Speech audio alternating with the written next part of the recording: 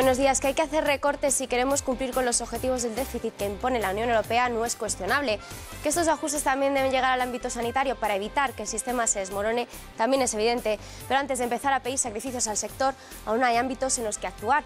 Por ejemplo, es necesario reducir la burocracia impuesta para la asistencia a los ciudadanos, eliminar órganos duplicados entre autonomías y administración central, mejorar la comunicación entre primaria y especializada para no repetir pruebas médicas y olvidarse de algunas obras salomónicas.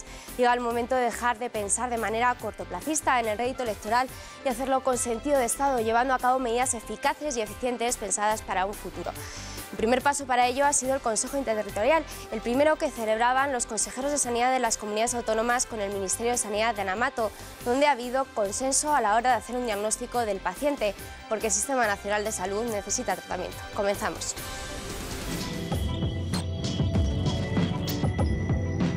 Primera reunión de comunidades autónomas y Ministerio de Ana Mato. El Consejo Interterritorial plantea la hoja de ruta del Pacto para la Sanidad. La natalidad sigue descendiendo en nuestro país. Es necesario que se tomen medidas para fomentarla. Hacemos balance de los resultados de la ley antitabaco con la doctora Pilar de Lucas, presidenta electa de la Sociedad Española de Neumología y Cirugía Torácica. Vacunarse contra la indiferencia. Esta semana se celebra el Día Mundial de las Enfermedades Raras. El desvío del cumplimiento del objetivo del déficit que tienen las comunidades autónomas y que se conocía esta semana no hizo variar el orden del día del Consejo Interterritorial, en el que no hubo mención a las medidas de ajuste que de seguro habrán de llevarse a cabo en materia sanitaria. Eso sí, se trazó la línea que llevará el Pacto por la Sanidad, que incluye la contención del gasto a través de las prestaciones. Un ejemplo de ello será una nueva agencia de evaluación de tecnologías sanitarias que evaluará la conveniencia de incluir estas en la cartera de servicios. El Ministerio de Sanidad y las comunidades autónomas se han puesto al día durante el Consejo Interterritorial del Sistema Nacional de Salud. Gobierno y administraciones han transformado el orden del día en la hoja de ruta del Pacto por la Sanidad y los Servicios Sociales. Durante el encuentro, la ministra ha destacado el calado de estas iniciativas propuestas. Los acuerdos que hoy hemos alcanzado nos permiten dar los primeros pasos para establecer las garantías para que todos los españoles tengan acceso a las mismas prestaciones con independencia del lugar donde residen. Ana Mato ha destacado 5 puntos que integran esta hoja de ruta. Determinará las pautas de vacunación y, algo muy importante, a las edades comunes para todo el territorio nacional. En segundo lugar, hemos acordado que España contará con una cartera básica común y cohesionada que se basará en el conocimiento aportado desde la nueva red española de agencias de evaluación de tecnología sanitaria y prestaciones del Sistema Nacional de Salud, que se ha acordado crear hoy. Hemos acordado también el avance en la e-salud o e-salud, como ustedes prefieran, creo que eso es muy importante, y una propuesta técnica de contenido normalizado de las tarjetas sanitarias en todo el Sistema Nacional de Salud para la interoperabilidad de la información básica entre las comunidades autónomas. Por último, hemos fijado el acuerdo de reconocimiento mutuo de certificados y autorizaciones a profesionales y empresas del sector sanitario. Tras el encuentro, el consejero de Castilla-La Mancha, José Ignacio Echaniz, ha asegurado que se abre una nueva etapa de diálogo entre Ministerio y comunidades. En su opinión, se han descongelado algunos asuntos que se quedaban en el tintero. Por su parte, la consejera andaluza María Jesús Montero se ha mostrado crítica al matizar que por ahora no hay avances sustanciales en los temas planteados. Para Montero, los acuerdos que ha presentado Mato esconden la verdadera hoja de ruta del Gobierno popular que se plasmará, según advierte, en los profundos recortes tras las elecciones andaluzas. Pues para hablar de los resultados de esta reunión tenemos conexión telefónica con uno de sus protagonistas, el consejero de Sanidad de la Comunidad de Madrid, don Javier Fernández Lasqueti. Muy buenos días. Muy buenos días. Consejero, ¿qué medidas destacaría de este primer Consejo Interterritorial? Bueno, yo lo que creo que más se debe destacar es que por fin hemos visto liderazgo en el Sistema Nacional de Salud, el liderazgo en quien le corresponde, que es el Ministerio. Formamos parte de un sistema nacional que se rige por normas nacionales y que luego desarrollamos y ejecutamos 17 comunidades autónomas. Pero hacía falta visión nacional y liderazgo nacional. Y eso yo creo que la ministra Ana Mato lo ha puesto desde esta primera reunión, en la cual hemos podido, por una parte, aprobar y por tanto ya dejar en funcionamiento un número muy importante de decisiones que afectan al funcionamiento cotidiano, digamos, del Sistema Nacional de Salud, que lleva mucho tiempo pendientes, pues desde Estrategia Nacional de Diabetes hasta designación de unidades de referencia nacional, hasta diferentes cuestiones. Algunas de ellas son cuestiones que llevaban muchos años esperando y hablándose de ellas, y hasta ahora nadie había puesto manos a la obra, y este gobierno, nada más llegar, ha puesto manos a la obra, como por ejemplo el establecimiento de un calendario único vacunal para toda España, la interoperabilidad de las tarjetas sanitarias y los pasos definitivos para que la historia clínica digital sea compatible entre todas las comunidades autónomas. Tres cuestiones que me parecen de una máxima importancia porque somos una nación y tenemos que tener una visión nacional de la sanidad.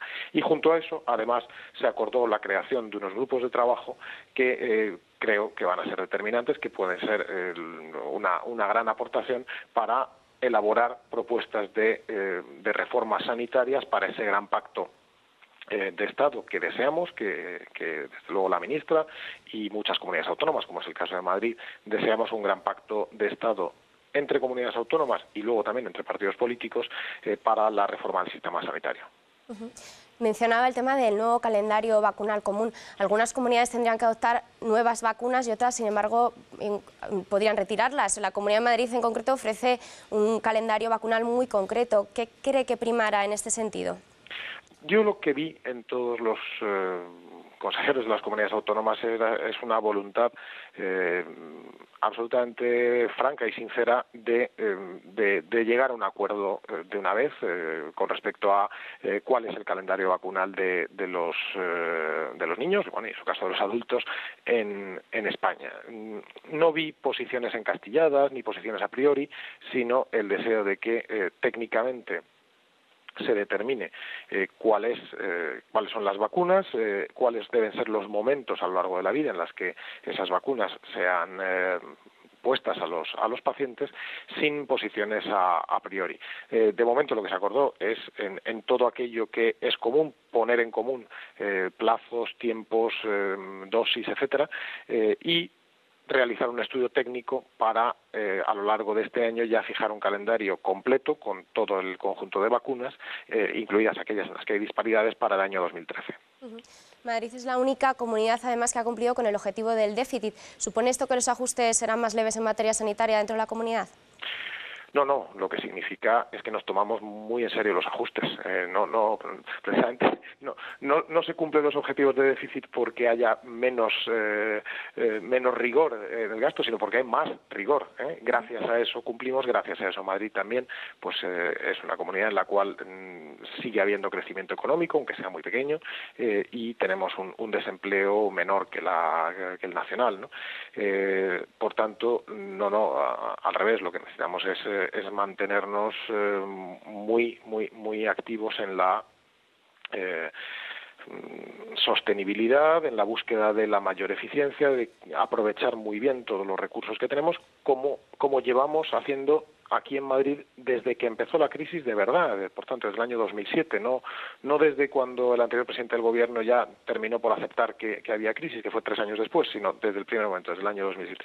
Y así tenemos que continuar y es nuestra intención, lo estamos haciendo. Pensemos además que en este momento el deterioro de la situación económica está conduciendo a una caída de los ingresos de las administraciones públicas vía impuestos, porque hay menos gente trabajando, hay menos gente que paga impuestos, luego por tanto llegan menos recursos a las arcas de las comunidades autónomas, y eso nos obliga no digo a mantener, a redoblar los esfuerzos para, como digo, aprovechar muy bien lo que tenemos. Consejero, pues seguiremos hablando de este tema. Muchas gracias. Muchísimas gracias. En nuestro país, 700.000 mujeres sufren cada mes un drama. El drama de saber que en esa ocasión tampoco están embarazadas. La edad es el factor fundamental que condiciona la fertilidad de una mujer. Por ello, el retraso a la hora de concebir influye en que la natalidad disminuya cada año. Todos podemos intervenir en nuestra salud, por eso saber más sobre cómo cuidarla es siempre una información útil. Así lo considera la Fundación Salud 2000 y así lo plasma en los encuentros que realiza. Su objetivo: sentar en una mesa expertos de los temas que vamos eligiendo, que son temas punteros, sobre todo pensando en la salud de la población general, que es lo que queremos, pues intentar entre todos analizar, abordar, discutir, debatir pues esos asuntos que preocupan, con el objetivo final pues eso, de que todos tomemos conciencia de que la salud es un tema importantísimo. El último, salud reproductiva, situación actual y perspectivas de futuro en España. Y es que en nuestro país la tasa de natalidad ha disminuido de forma muy significativa en los últimos años. Por diferentes factores. En mi opinión, el más importante de todos es que las mujeres están posponiendo la maternidad y de hecho es uno de los países de Europa en donde más tarde se va a buscar un primer embarazo. De hecho en Cataluña es una media de 31,5 años, ¿no? Esto hace que la capacidad reproductiva de la mujer sea menor. Además, parece que la situación se agravará. El hecho de que incluso la crisis económica haga que muchas parejas pospongan esa maternidad al no disponer de ayudas, hace que todavía las perspectivas sean peores. Por culpa de este retraso, cada vez hay más parejas con problemas en la concepción. El no tener hijos supone un gran drama, primero la pareja, que a veces no lo acepta de buena manera. Hay una problemática todavía de tabú social. En algunos casos estas parejas incluso necesitan ayuda psicológica para afrontar esta situación, pero ¿hay solución? España casi es el gold standard en Europa de la reproducción asistida. Esto hace que vengan muchas parejas, pero muchas, miles, de otros países de Europa a tratarse en España por temas de reproducción asistida. En definitiva, es necesario buscar soluciones, ya que España tiene un problema demográfico debido al envejecimiento poblacional. Más cosas, hablamos ahora de una de las enfermedades más comunes en nuestro país, la obesidad.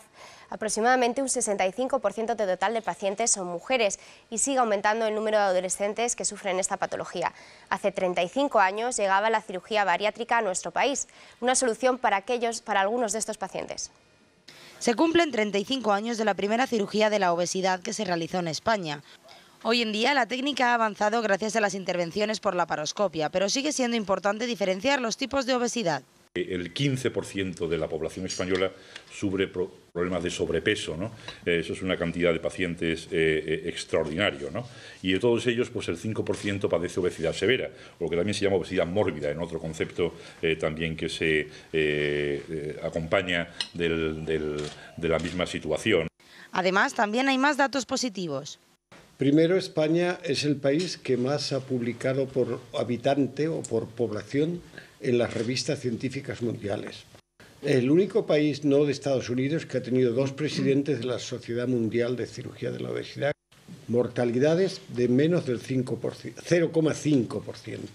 La operación más compleja, que es el cruce duodenal, que es la que yo he estado haciendo durante años, nuestra mortalidad baja del 0,5%, pero hacemos el 100% de las operaciones y en Estados Unidos solamente hacen el 65%. Los especialistas insisten en la necesidad de contar con unidades multidisciplinares y explican que este tipo de cirugías son herramientas para ayudar a aquellos pacientes que no solo las necesiten, sino que también vayan a hacer buen uso de ellas. No solamente a cirujanos, sino, como les decía, endocrinólogos, psicólogos, psiquiatras, internistas y otros especialistas. La parte negativa de esta cuestión radica en la situación económica actual. Estamos en un nivel de excelencia en todo lo que es la sanidad española pública y privada, pero no hay recursos suficientes para atender la demanda que hay ahora con la obesidad. Con todo, este aniversario de la cirugía de la obesidad demuestra que España sigue siendo líder en este tipo de intervenciones. Como cada semana llega el momento de conocer qué destaca la prensa especializada. Para ello nos vamos hasta la redacción de Gaceta Médica. José, muy buenos días. ¿Qué recoge la publicación en su portada? Buenos días. Gaceta Médica analiza esta semana en su portada todo lo que ha dado de sí el primer Consejo Interterritorial de Salud de la ministra Ana Mato. Ministerio de Sanidad y comunidades autónomas han querido transformar un orden del día a priori descafeinado en la hoja de ruta del Pacto por la Sanidad y los Servicios Sociales propugnado por la propia Ana Mato. Ministra y consejeros han acordado en esta reunión pasos hacia el calendario vacunal único, la tarjeta sanitaria interoperable y la creación de una red de agencias de evaluación. Asimismo, se van a poner en marcha 3 grupos de trabajo sobre recursos humanos que analizarán el desarrollo y las categorías profesionales y un nuevo modelo retributivo. Buenos días, Carmen. ¿El Global también hace referencia al Consejo Interterritorial? Buenos días, Lucía. El Global también analiza esta primera reunión desde que el Partido Popular llevó al gobierno del Consejo Interterritorial del Sistema Nacional de Salud, el organismo que integra las comunidades autónomas y el Ministerio de Sanidad. La reunión sirvió para sentar las bases de los cambios que se acometerán en un futuro, especialmente en el ámbito de la cartera de servicios, aunque acuerdos concretos hubo pocos. Los más destacados, la puesta en marcha un año más de la creación de una central de compras de vacunas para la gripe, a la que se han adherido 13 comunidades autónomas, y la intención de crear un calendario vacunal común.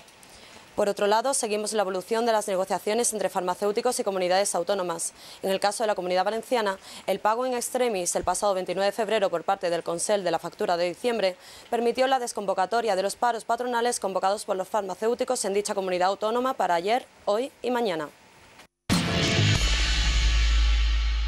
Hace 2 semanas conocíamos un estudio que indicaba que la nueva ley antitabaco ha hecho que se reduzca el número de personas que están expuestas al tabaco, pero no así el número de fumadores. Para hablar de este tema contamos hoy con la presidenta electa de la Sociedad Española de Neumología y Cirugía Torácica, la doctora Pilar de Lucas. Muy buenos días, doctora. Hola, buenos días. Muchas gracias por haber venido.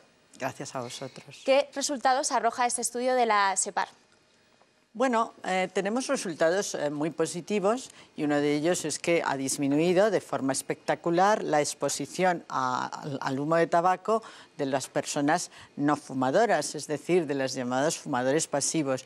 Y este era un objetivo importante de la ley, preservar la salud, que sin duda ninguna se ve muy amenazada por el tabaco, de estas personas no fumadoras. Por tanto, en ese aspecto ha disminuido en más de un 17% el riesgo y los resultados son muy satisfactorios.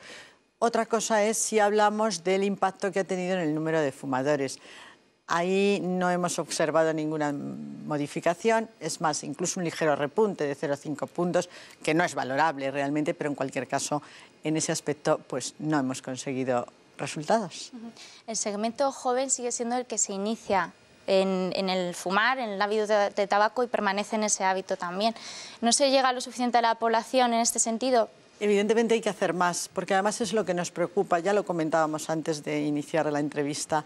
En realidad es fácil al principio disminuir el número de fumadores cuando se está en cifras del 45 y por encima del 45%, pero luego cuando ya nos va quedando una cifra más residual es más complicado. ¿Y aquí qué es lo que hay que hacer? Pues fundamentalmente hay que desarrollar medidas que prevengan el inicio. Es verdad que se está haciendo un trabajo en colegios y con los jóvenes, pero también es verdad que no está siendo suficiente, puesto que nuestros jóvenes, desgraciadamente, continúan fumando y, sobre todo, cada vez en edades más tempranas. Por tanto, ahí es necesario que todos juntos, la Administración, las sociedades científicas, intensifiquemos nuestro trabajo y diseñemos las estrategias más eficaces. Sí que había ese dato positivo que comentábamos de disminución de la exposición al humo del tabaco. ¿Cómo influye en los fumadores pasivos estar sometidos a ese humo en la salud? Pues influye, evidentemente, el riesgo para la salud no es ni muchísimo menos tan intenso como el del fumador activo, el del fumador realmente, pero sí que tenemos datos de que aumentan enfermedades respiratorias crónicas, como es la enfermedad pulmonar obstructiva crónica, la EPOC, o enfisema, o bronquitis crónica, como queramos llamarlo. Sabemos que se relaciona también con la mayor exposición pasiva al humo del tabaco. También hay datos de que aumentan las neoplasias y sobre todo el cáncer de pulmón. De manera que es evidente que disminuir la exposición pasiva es mejorar nuestra salud respiratoria y también la cardiovascular. Es decir, hay otros órganos que se afectan. Sin duda el más importante es el pulmón, pero hay otros. De manera que en esto no tenemos absolutamente ninguna duda de los beneficios que la ley ha conseguido. vida. Porque estar sometidos al humo del tabaco, sin ser fumador activo, ¿puede influir, por ejemplo, en la aparición de cáncer de pulmón? Sin duda ninguna. El riesgo es mayor. Ya digo que no tiene nada que ver con el mayor riesgo del fumador activo, pero el estar sometido a carcinógenos ambientales, como son los que se producen con la combustión del humo de tabaco, es un carcinógeno muy importante, sin duda va a aumentar la incidencia de cáncer en la población. Y es algo que podemos controlar fácilmente. Hay más carcinógenos, hay más contaminantes ambientales, pero este es uno sobre el que podemos actuar de forma además satisfactoria, porque es que la calidad de vida del fumador cuando deja de fumar y una vez que se adapta a esa situación y recibe atención para que le sea más sencillo dejar de fumar, que eso es otro asunto que tenemos que sin duda ninguna abordar, la calidad de vida mejora por muchos conceptos, de forma que podemos prevenir desarrollo de enfermedades con una mejor calidad de vida del teórico sacrificado. Yo creo que es una gran oportunidad. Porque dejar de fumar es bueno a cualquier edad. A cualquier edad. Lo ideal es no comenzar a fumar, esto no cabe la menor duda, pero a cualquier edad en la cual dejemos de fumar se ha visto que el riesgo de enfermedad va disminuyendo.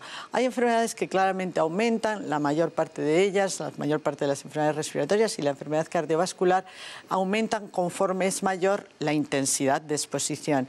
Pero en cualquier momento que dejemos de fumar estamos a tiempo de disminuir la progresión de esas enfermedades y por supuesto de que no aparezcan si no lo habían hecho ya. De manera que nunca es tarde para dejar de fumar.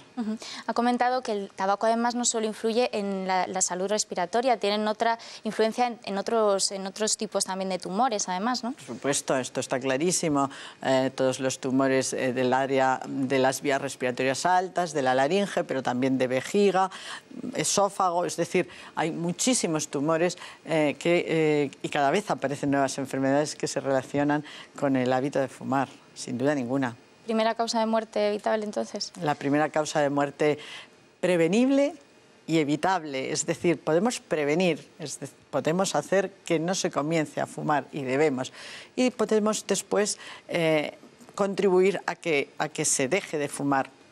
Con la ley. Nosotros siempre hemos estado apoyando la ley, los neumólogos españoles, la Sociedad Española de Neumología y Cirugía Torácica, desde el primer momento mostró su apoyo al Ministerio en la puesta en marcha de esta ley que veníamos de hecho reclamando y que creemos que ha sido muy positiva y estamos encantados de que se haya una ley absolutamente consolidada y sin posibilidad de marcha atrás. Y nos queda un aspecto que también consideramos que es muy importante, que es la ayuda al fumador. Porque el fumador, sobre todo el fumador muy dependiente, desgraciadamente sabemos que el tabaco es profundamente adictivo, es tan adictivo como cualquier otro producto tóxico o más, que sin embargo causa mayor alarma social. El tabaco es muy adictivo y sabemos que el fumador generalmente va a precisar ayuda para dejar de fumar y es una ayuda farmacológica. Sin duda, el tratamiento psicoterápico, podríamos decir, los cambios conductuales, el consejo médico y de cualquier profesional de la salud, pero muchas veces tenemos que llegar al tratamiento farmacológico y esto desde la Sociedad Española de Neumología y Cirugía Torácica pues también tenemos que decirlo y reivindicar que los pacientes fumadores, porque el tabaquismo es una enfermedad, tienen que ser atendidos y hay que ofertarles tratamiento farmacológico siempre que sea necesario. Quizás hay que estar un poco pendientes de que cuando se quiere dejar de fumar también hay que acudir a la consulta del médico, ¿no? Sí, sin duda. Es verdad que a veces se puede dejar de fumar pues, con programas de autoayuda y que hay que partir del deseo. Es decir, el fumador tiene que estar convencido de que debe dejar de fumar. Y tiene que saber pues, que quizá en algún momento puede ser un poquito duro, es decir, puede que le vaya a costar. Una vez que está firmemente convencido, lo lógico y lo razonable es que acuda a su médico de atención primaria, a unidades de tabaquismo. La vía natural es ir primero al médico de atención primaria. El médico de atención primaria puede determinar el tipo de ayuda que necesita y en algún caso pues puede ser suficiente el consejo y esas pautas.